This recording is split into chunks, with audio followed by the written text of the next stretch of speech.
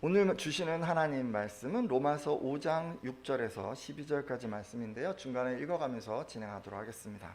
오늘 퀴즈 내면서 말씀을 좀 시작해 보려고 하는데요. 남녀노소 누구든지 눈치가 있는 분이라면 누구나 맞출 수 있는 문제입니다. 이 문제를 맞추는 분에게 제가 아끼는 ABC 초콜릿을 드리도록 하겠습니다. 다만 말로 먼저 하지 말고 반드시 손을 딱 들어주세요. 자, 일단 제가 연습 문제를 좀 내볼게요. 우리가 믿는 하나님은 원래 형체가 없는 분이십니다. 그런데 천지가 창조된 이후로 딱 한 번 하나님께서 우리가 볼 수 있도록 사람의 몸을 입고 오신 적이 있었습니다. 언제 이런 일이 있었을까요? 몇 년 전일까요? 네, 이렇게 말로 하면 안 되고 손을 딱 들어서 네, 몇 년 전이죠? 2021년. 네, 저렇게 얘기해 주면 되는 거예요. 알겠어요? 알겠죠? 자, 그 다음에 그러면 한 번 더 해볼게요. 그러면은 어디에서 그분이 나셨을까요? 유대 땅?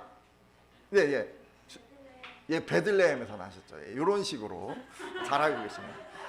그럼 그분의 이름은 누굴까요? 신필이 성도님. 나사렛 예수. 예, 너무 잘하셨네요. 요렇게 하는 거예요. 알겠죠? 여기까지 연습을 한 거고, 이제 손을 딱 들 준비를 딱 하세요. 진짜 문제를 출제하겠습니다. 이렇게 하나님의 아들이신 예수께서 육신을 입고 세상에 오신 것을 신학적 용어로 뭐라고 할까요? 알고 계신 분 있으십니까? 세 글자입니다. 예, 손 드셨네요. 네, 성육신이라고 하죠. 예,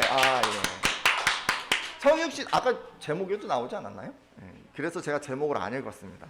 성육신이라고 합니다. 맞추신 신필이 성도님에게 제가 좀 이따 ABC 초콜릿 드리도록 하겠습니다. 아쉬우니까 보너스 문제를 드릴 텐데 핸드폰을 딱 열어주시고, 성육신이라는 게 나왔는데 영어로는 뭐라고 할까요? 찾아보세요. 한번 성육신 검색해서 요거를 얘기해 주시면 바로 손들어서 얘기해 주시면 되겠습니다. 성육신 핸드폰에 나오나요? 영어로 뭐죠?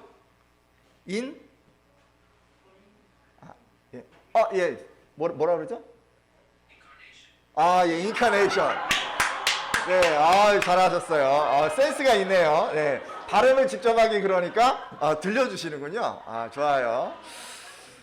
그러면 맞추신 우리 병찬 형제에게 ABC 초콜릿 드리도록 하겠습니다. 센스가 아주 만점이에요. 자, 이 어려운 거예요. 사실 성육신이라는 얘기는 우리가 일상에서 잘 하는 것도 아니고 교회에서도 성육신이라는 단어를 잘 쓰지 않습니다. 그래서 이거를 이제 얘기하기가 좀 쉽지가 않은 것 같아요. 성육신은 그걸 얘기하는 거예요. 하나님께서 사람의 몸을 입고 이 땅에 내려오신 것을 성육신이다라고 그렇게 표현을 합니다. 그러게 예수님은 하나님의 본질을 그대로 갖고 계시면서 동시에 사람의 본질도 그대로 가지고 계셨습니다. 그러니까 우리는 뭐라고 그걸 표현하냐면 완전한 하나님이면서 완전한 인간이다라고 우리가 표현을 하는 거예요. 반은 사람이고 반은 인간, 이렇게 표현하는 게 아니라 완전한 하나님과 완전한 사람이 예수 그리스도 안에서 공존했다라고 우리는 그렇게 이야기합니다. 자, 그러면요, 왜 인간의 본질과 하나님의 본질이 예수님 안에서 만나는 것이 필요했을까요? 근본적인 이유는 그 인간과 그 하나님 사이의 화목한 관계를 회복하기 위해서였습니다. 우리 첫사람 아담의 죄로 인해서 하나님과 사람들 사이 이 관계가 깨졌어요. 화목이 깨져버렸어요. 그러니까 화목이 깨졌다는 말은 다른 말로 하자면 하나님의 진노하심을 입게 되어서 죽음이라는 무시무시한 형벌을 받게 되었다는 말씀입니다. 그러니까 우리가 생각하는 화목과는 좀 달라요. 성경에서 얘기하는 화목은 그냥 사이가 좀 안 좋은 것 정도가 아니라 그것 때문에 죽음이라는 형벌을 받게 되는 것을 화목이 깨졌다라고 표현을 합니다.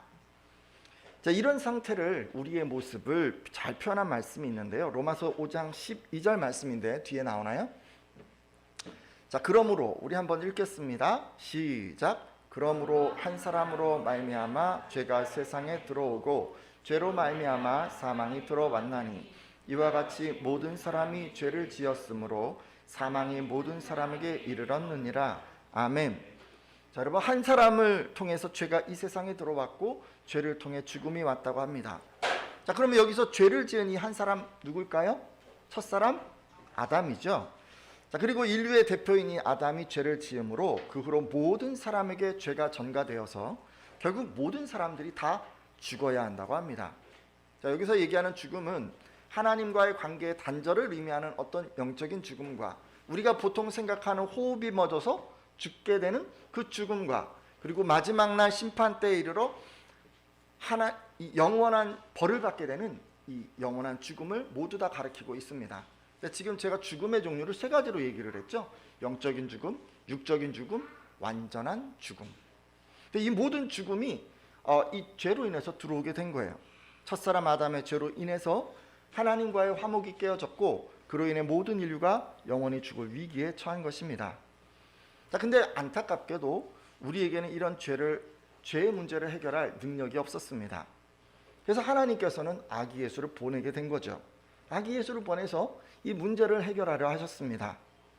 자, 그러면 여러분, 이제 성탄절에 아기 예수가 나셨잖아요. 그 아기 예수가 이제 무럭무럭 자라서 커서 나중에 어떻게 모든 인류의 그 죄의 문제를 해결했을까요?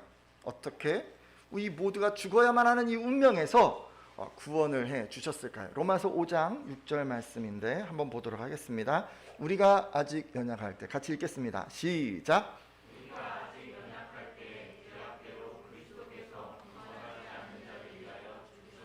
아멘.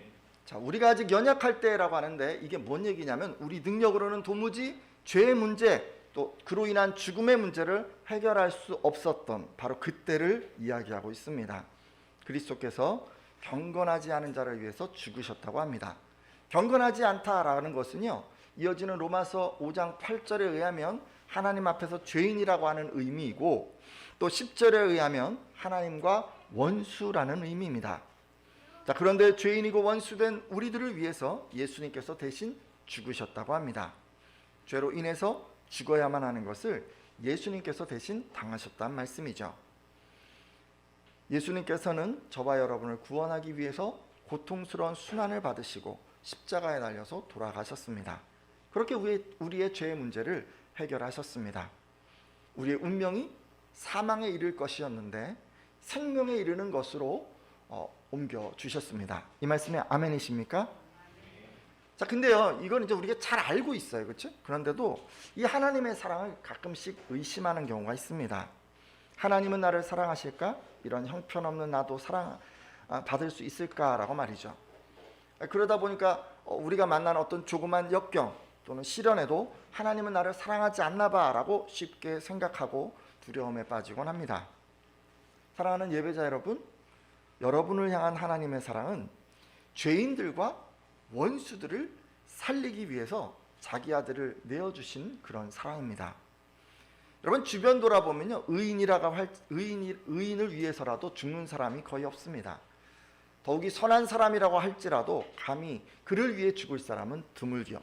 그런데 하나님께서는 우리 죄 많은 사람, 원수 같은 인간들을 위해서 당신의 아들 예수 그리스도를 대신 죽게 하셨습니다. 이것이 바로 우리를 향한 하나님의 사랑입니다. 이게 상상하기도 힘든 그런 사랑이죠. 근데 오늘이요, 바로 오늘 그 사랑이 지금 저와 여러분에게 넘치도록 부어졌습니다. 여러분, 성탄절에 나신 그 아기 예수가 바로 그 증거입니다. 아기 예수는 여러분의 죄값을 치르기 위해서 이 땅에 오셨습니다.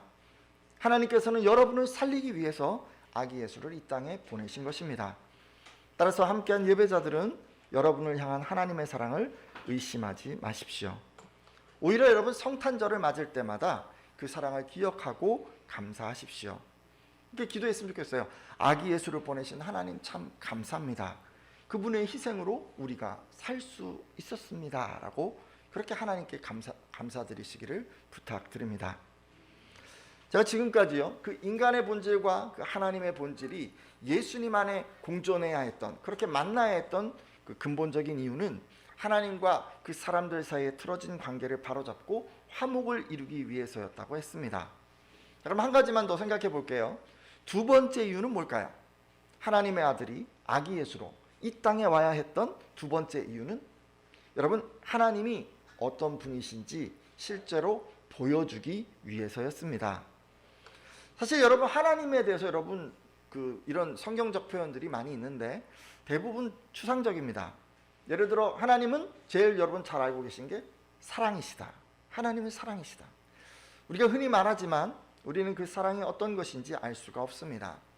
사랑이 좋은 것이라는 막연한 생각은 있지만 그것이 무엇을 의미하는지는 정확히 알지 못하는 것입니다.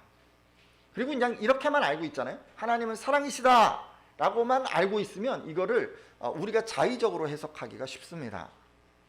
여러분, 연인 간의 사랑을 사랑이다라고 생각하는 분들은요, 가슴이 두근거리고 그 순간 너무도 좋지만 시간이 지나버리면 이내 식어버릴 수도 있는 그런 것을 사랑이라고 생각할 것입니다. 상처를 준 부모로부터 받은 사랑을 사랑이다라고 생각하는 분들은 부모가 보여준 성숙하지 못한 그 양육의 방법을 사랑이라고 생각할 것이고, 필요로 의해서 맺어진 어떤 친구, 동료 간의 사랑을 사랑이다라고 생각하는 분들은 자기 필요에 따라 관계 맺는 것을 사랑이라고 생각할 것입니다. 한마디로 여러분, 하나님은 사랑이십니다라고 이렇게 그냥 추상적으로만 가르쳐주면 사람들이 자신의 어떤 제한된 경험 속에서 사랑을 배우기 때문에 하나님이 어떤 분인지 또 그분의 사랑이 어떤 것인지 제대로 알 수 없다는 것입니다. 따라서 하나님께서는 아기 예수를 통해서 하나님의 사랑이 어떤 것인지를 알려주려고 하셨습니다. 자, 그렇다면 여러분, 예수님께서 보여주신 그 사랑은 어떤 것이었습니까? 예수님은 어떻게 하나님의 사랑을 보여주셨습니까? 로마서 5장 8절 말씀 잠깐 보려고 하는데요. 뒤에 나오나요? 우리가 아직 죄인 되었을 때, 같이 한번 읽도록 하겠습니다. 시작. 우리가 아직 죄인 되었을 때 그리스도께서 우리를 위하여 죽으심으로 하나님께서 우리에 대한 자기의 사랑을 확증하셨느니라. 아멘. 자, 우리가 아직 죄인 되었을 때 그리스도께서 우리를 위해서 죽으심으로 하나님께서 우리에 대한 사랑을 나타내셨다고 합니다. 자, 그러면 이 말씀을 볼 때 하나님의 사랑은 어떤 것입니까? 두 가지 입장에서 생각해 볼 수가 있을 것 같아요. 하나님 아버지 입장에서 보면 어떤 사랑이에요? 지금 아들을 내어 주시기까지 사랑하는 거예요. 그렇죠? 예수 그리스도의 입장에서 보면 어떤 것입니까? 자기 목숨을 내어 주기까지 희생하는 것이 하나님의 사랑입니다. 자, 어떻게 생각하든지 여러분, 하나님의 사랑은 뭐예요? 자기 희생이에요. 자기 희생. 아버지의 관점에서 보든 아들의 관점에서 보든 그 두 분 다 어떻게 하신 거예요? 철저하게 자기 희생을 한 거예요. 지금은요, 이해하기 쉽게 여러분, 예수님의 입장에서 하나님의 사랑을 설명하려고 하는데요. 여러분, 예수님께서는 자기를 희생하는 것이 바로 하나님의 사랑이라고 가르쳐 주셨습니다. 자기 목숨을 내어주기까지 모진 고난과 순환을 다 대신 겪어가면서까지 희생하는 거예요. 희생하는 것. 그것이 하나님의 사랑입니다. 따라서 오늘 함께한 예배자들은 사랑은 뭐라고요? 희생이다. 사랑은 뭐라고요? 희생이다. 여러분, 꼭 기억해 주십시오. 사랑은 희생입니다. 하나님의 사랑은 자기를 희생하는 거예요. 혹시 감정적으로 사랑을 생각했던 분들은 이 시간 정의를 좀 바꿔주십시오. 가슴이 두근거리고 보고 싶고 함께하고 싶은 감정이 사랑이다라가 아니라 내가 힘들어도 인내하고 스스로를 절제하는 자기 희생이 사랑이다라고 그렇게 여러분 한번 생각해 주십시오. 그리고 자기 필요에 따라 상대방을 내 곁에 꽉 잡아주려고 하는 것이 사랑이다가 아니라 상대방의 필요를 채워주기 위해서 자기 유익을 구하지 아니하고 늘 배려하는 자기 희생이 사랑이다라고 그렇게 한번 생각해 주십시오. 여러분, 이것이 성경적인 정의의 사랑이에요. 이렇게 여러분이 성경적으로 사랑의 정의를 바꾸셨다면 이후로는 자기 희생이 없이는 사랑을 논하지 않는 분들이 되어 주십시오. 여러분, 어떤 마음이든 우리 마음에 사랑이 움틀 수 있어요. 그러면 쉽게 사랑한다 고백하지 마세요. 나는 얼마나 상대를 위해서 희생할 수 있는가를 먼저 생각하십시오. 왜냐하면 사랑은 희생이니까. 그렇죠? 그리고 내가 그를 위해서 이만큼 희생할 수 있다라고 생각할 때 그때 사랑한다고 고백하십시오. 가정을 잠깐 예로 들어볼까요? 부모가 자녀에게 사랑한다 하려면요, 내가 성질대로 하고 싶은 거 참고 자기중심적으로 행동하지 않고 배려하고 덕이 되지 않는 모습 다 절제해서 내가 너를 잘 자라도록 너가 정말 좋은 것을 공급받고 좋은 모습을 보고 잘 성장하도록 내가 희생하겠다라고 그런 결심을 할 때 사랑하겠다고 고백할 수 있는 것입니다. 아닌가요? 아닌가요? 그렇죠? 자녀 입장에서 부모를 사랑한다고 하려면요, 내가 하기 싫어도 부모님이 원하시니까 내 뜻을 꺾고 희생하겠다는 결심으로 고백해야 합니다. 그것이 희생으로 사랑의 정의를 바꾼 분들의 고백입니다. 그리고 여러분이 어느 곳에 계시던 삶의 자리에서도 이런 식으로 자기를 희생함으로 하나님의 사랑을 실천해 주십시오.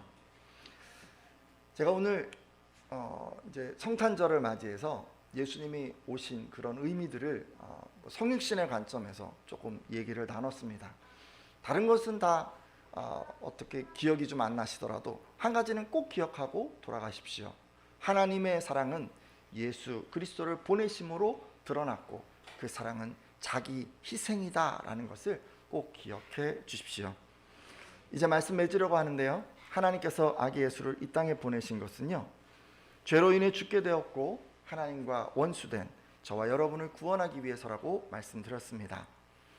먼저 여러분, 우리가 기도할 때 이런 하나님의 은혜에 감사했으면 합니다. 그리고 아직 이 사실을 믿지 못하는 분들은 믿음을 더해달라고 기도해 주십시오. 또 하나님은 사랑이시고 하나님의 사랑은 자기 희생을 통해서 나타난다고 말씀드렸습니다.